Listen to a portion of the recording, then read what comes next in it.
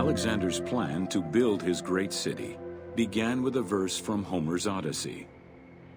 There is, in front of Egypt, in the sea with many swells, an island called Pharos.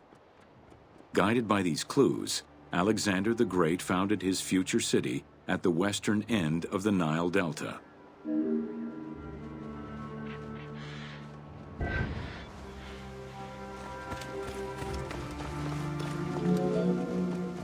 Though Alexander considered this location ideal for his great city, it presented considerable challenges. Too difficult to access during storms, the surrounding swamps threatened disease, and the limestone soil prevented the growth of healthy crops. However, due to the influence of his mentor Aristotle, Alexander the Great recognized that the true value was its strategic emplacement. Alexander knew that in controlling Pelusium to the east, Memphis to the south, and his crowning glory Alexandria to the west, he would create a triangular stronghold, allowing him to control the entire delta while giving him access to the Mediterranean.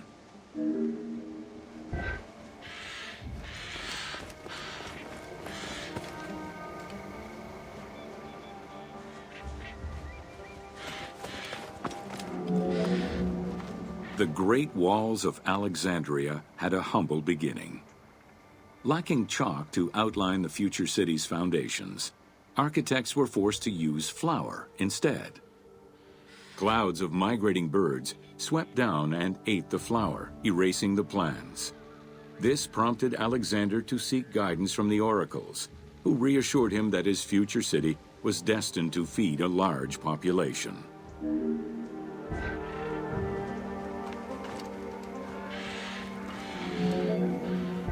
Excavations led by Mahmud Bey el-Falaki in the 19th century revealed that the wall enclosure measured approximately 5.2 kilometers in length and 2.2 kilometers in width. It was roughly 9 meters in height.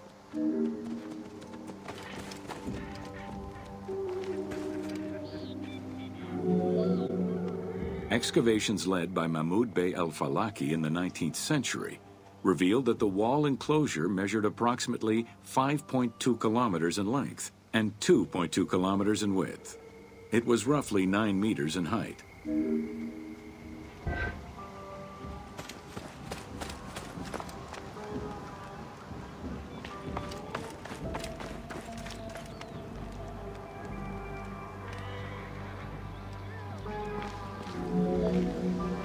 These formidable ancient walls would resist a number of attacks, including fending off the king of Syria in 169 BCE. It wasn't until 295 CE that they eventually fell to Roman Emperor Diocletian, and this only after 8 months of relentless assault.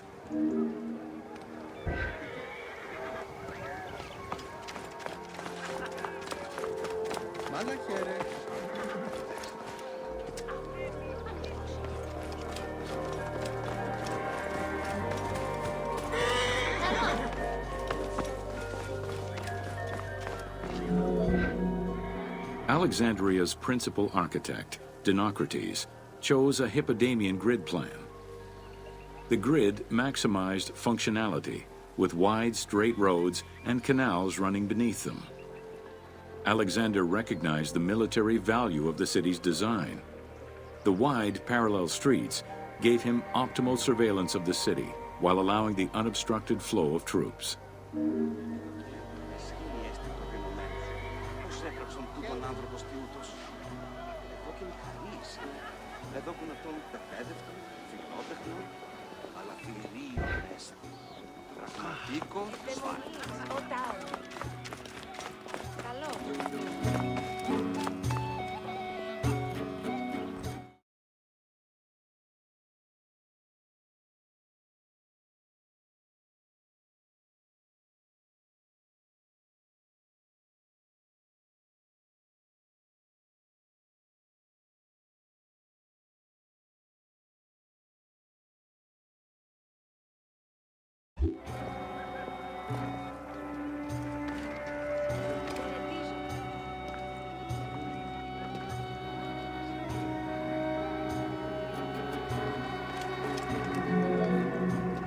central corridor ran from the Mediterranean's north port down to Lake Mareotis to the south.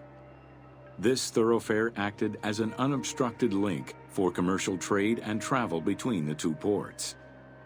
Many of the streets were bordered with grand buildings and parks, including Canopic Street, with its impressive gate bordering the eastern end.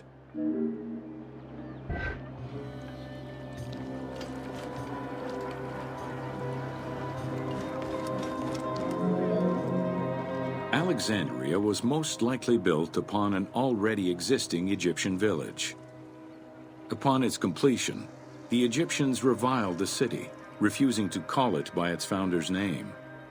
Instead, they called it Raked, the building, as a mark of disdain, which was later Hellenized into Rakotis. Despite this, the name Alexandria would remain.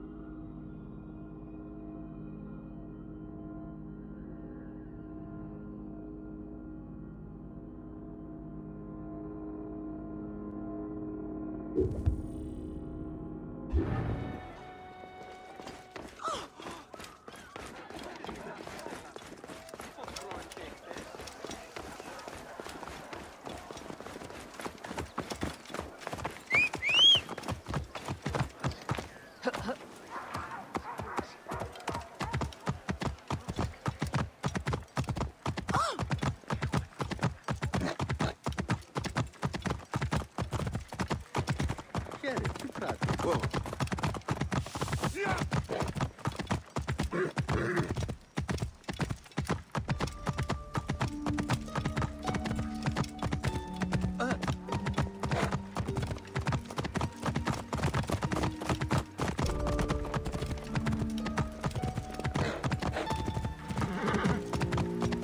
Whoa.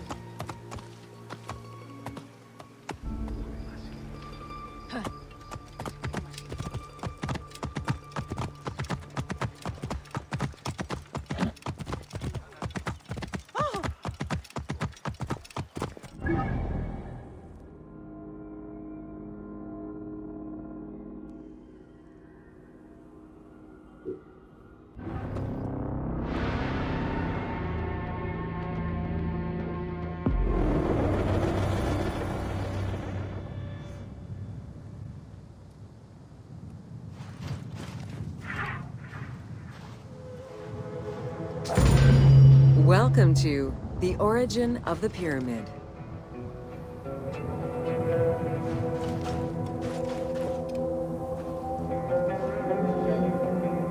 The origin of the word pyramid is controversial. Most believe that it originates with the Greek word pyramis, which referred to a bread of conical shape.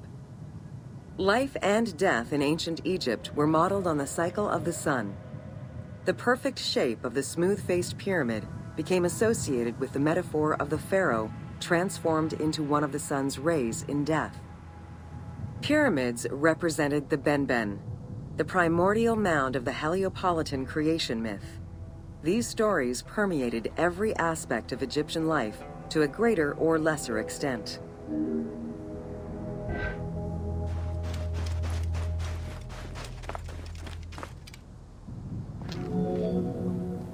During the pre-dynastic period, the development of funerary practices was different depending on whether one was located in Lower Egypt or Upper Egypt. Well before the pyramid, there was the burial pits. It is on the site of Merimde Beni Salome in Lower Egypt that we find the oldest funerary site, dating back to 5000 BCE. Study of the tombs revealed that the bodies of the deceased were deposited in a shallow grave in a fetal position. Though a few objects were recovered from these graves, they offered no insight as to the social class of those interred within.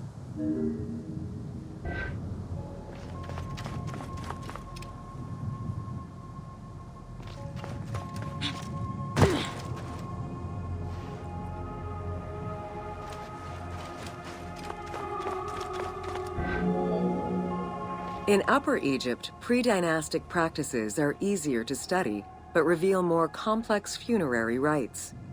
They are divided into two cultural phases, Badarian and Nagada. The Badarian phase ranged from 4400 BCE to 3800 BCE.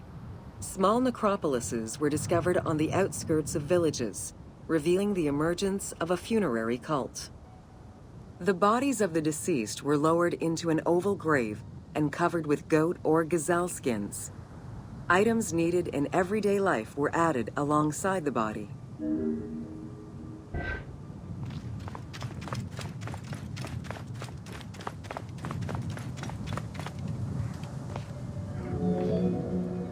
During the three Nagada periods ranging from 4000 BCE to 3510 BCE, funerary practices evolved in complexity.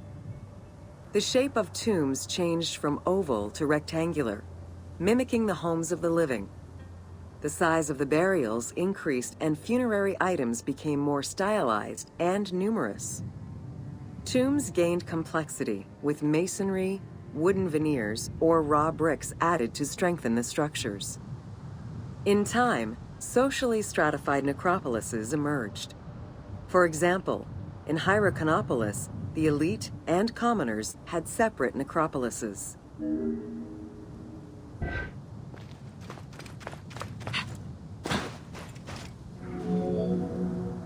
The term mastaba, meaning massive bench in dialectal Arabic, refers to a form of funerary architecture that was present in Egypt from the Archaic period to the Middle Kingdom.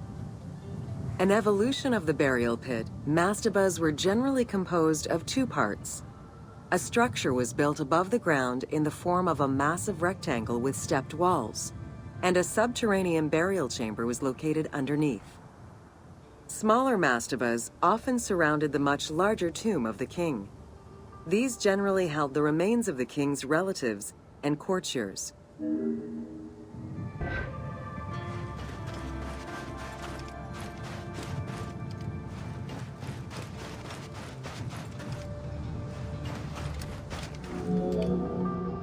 The arrangement of the substructure of the mastaba evolved during the course of the Old Kingdom. From the 5th dynasty onwards, mastabas often featured multi-roomed substructures, with sometimes up to 30 rooms. Also, the quantity and quality of decorated surfaces increased noticeably, as well as the number of statues found within.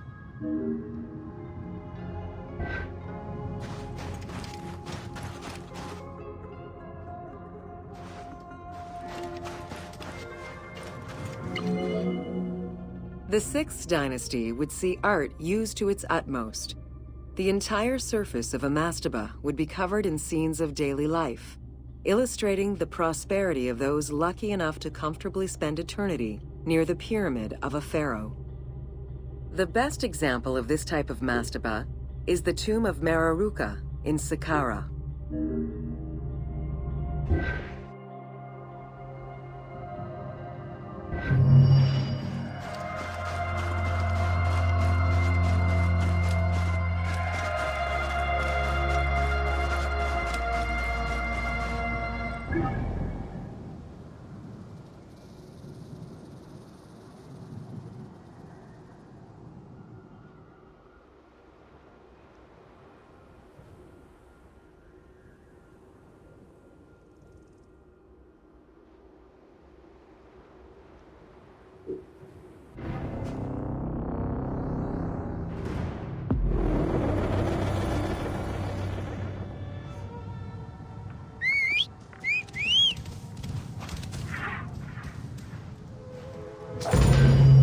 Welcome to Secrets of the Great Pyramid. Built around 2550 BCE, the Great Pyramid of Giza is considered one of the most iconic structures of Egypt. It is the biggest of the pyramids and the only one of the 7 wonders of the ancient world still standing. The numbers associated to the Great Pyramid of Giza are impressive.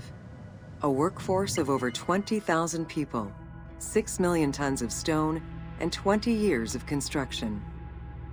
It was a massive undertaking for a pharaoh's tomb.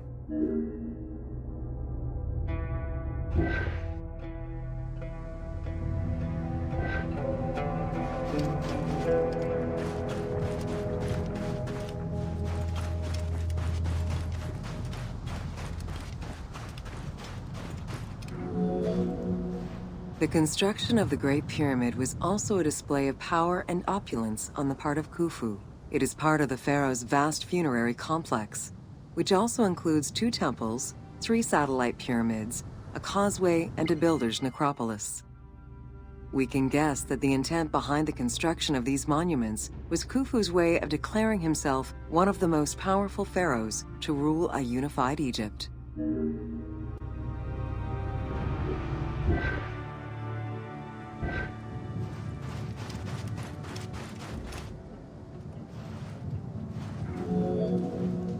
New insights into engineering and ancient Egyptian culture are still being revealed over 4,500 years later. For example, a recently unearthed papyrus offers a glimpse into the life of a tradesman at the time of the pyramid's construction. Also, a logbook belonging to a team leader during the building gives details on the craftsmen, their work schedules, and the raw materials required.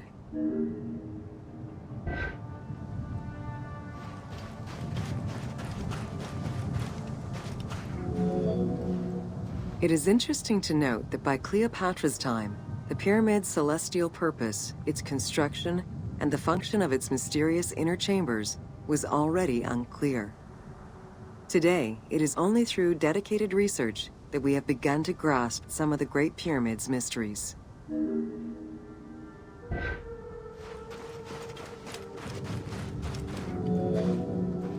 The Egyptians had polished their design for centuries by the time work on the Great Pyramid began. Intended as a tomb for Khufu, the Great Pyramid's structural design has been considered to be nearly perfect by engineers and historians ever since.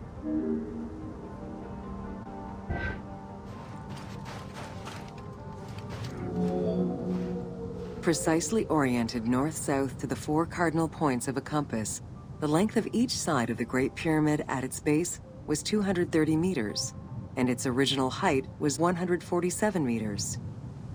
The pyramid is a mere 0.05% error away from being a perfect square.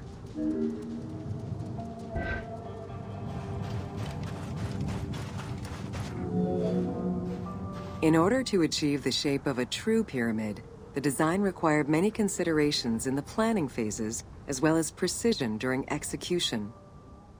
It was especially critical that they control the angle of inclination on all sides at every stage of construction.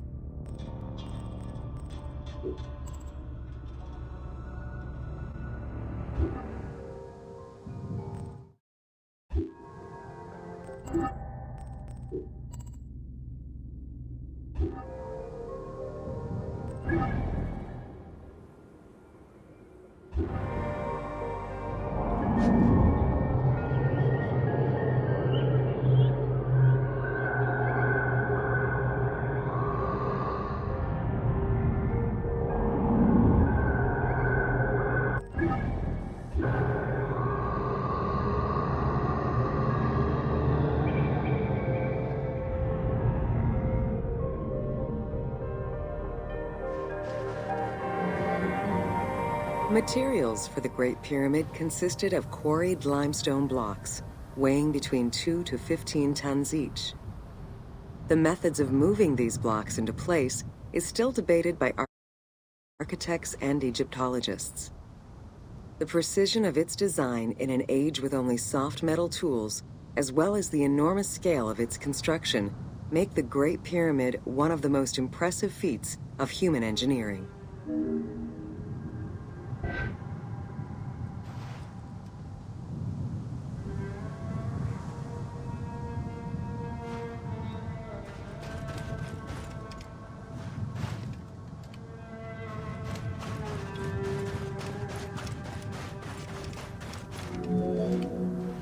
It's estimated that it took between 600,000 and 2 million blocks of stone to build the Great Pyramid.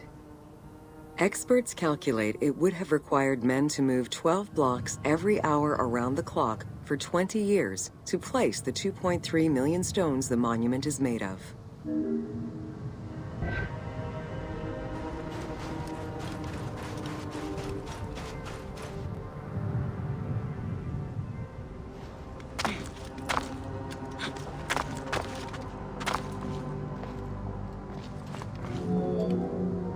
While the interior chambers were built with red granite from Aswan, most of the pyramid was made from local limestone, weighing between 2 to 15 tons per block. There is debate on how the pyramid stones were moved into place.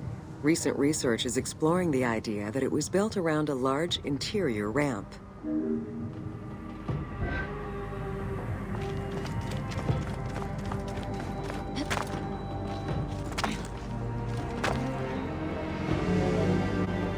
The recently discovered logbook confirms that the high-quality limestone of the outer casing was brought by boat across the Nile from a quarry in Tura.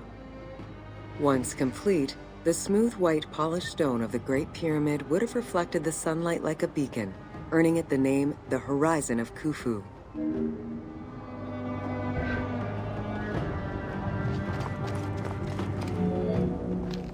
Over the centuries, thieves and travelers attempted to access the Great Pyramid numerous times. Ancient writings describe details of its interior, proof that some made their way within, though who gained entrance first and when is unknown.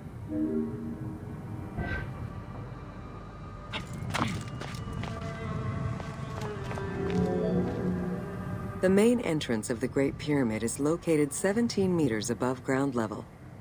It faces north, likely in order to align with the North Star. Though the entrance passageway had been discovered in antiquity, any further access into the Great Pyramid was stopped by massive vertical slabs of rock. As such, present-day visitors to the pyramid must use the robber's entrance.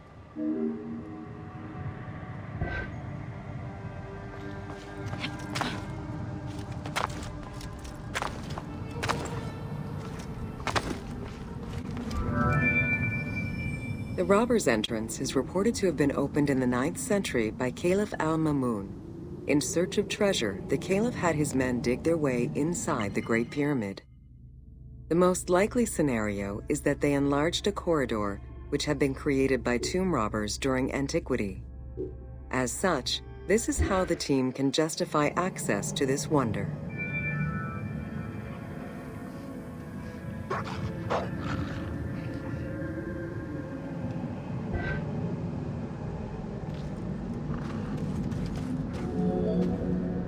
Attempts to gain entry to the Great Pyramid and uncover its potential secrets continued throughout the centuries. In the 19th century, the belief that another entry existed at the south side resulted in a hole being blasted into the pyramid's side, with no results for the damage that was done. While the search is still ongoing today to uncover more hidden rooms and passageways, conservation is the primary concern of all such efforts.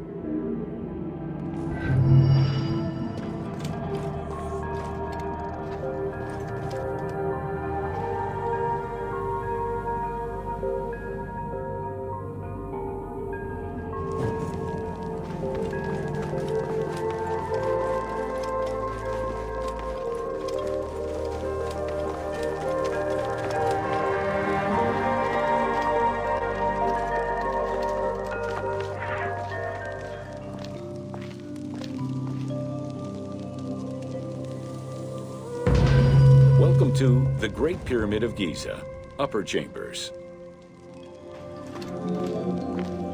At the entrance of the ascending passage are 3 granite flagstones estimated to weigh up to 25 tons each.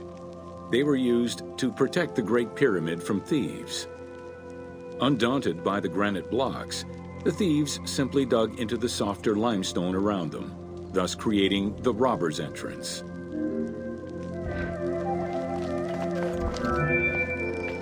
While in reality the robber's entrance is one single cavity which leads to both passages, in the game, the team created individual accesses to either passage. As such, in the game, one entrance leads to the ascending passage, while another leads to the descending passage.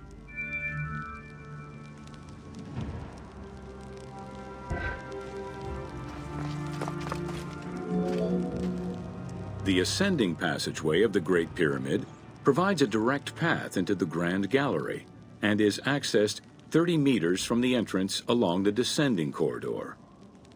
Both corridors have similar dimensions and are designed with the same 26-degree incline.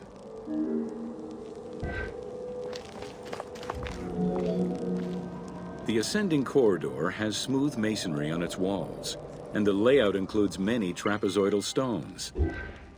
Both the floor and ceiling of the passageway indicate that the passage was enlarged, possibly during or after the funeral, to allow workers room to move granite blocks meant to plug the corridor.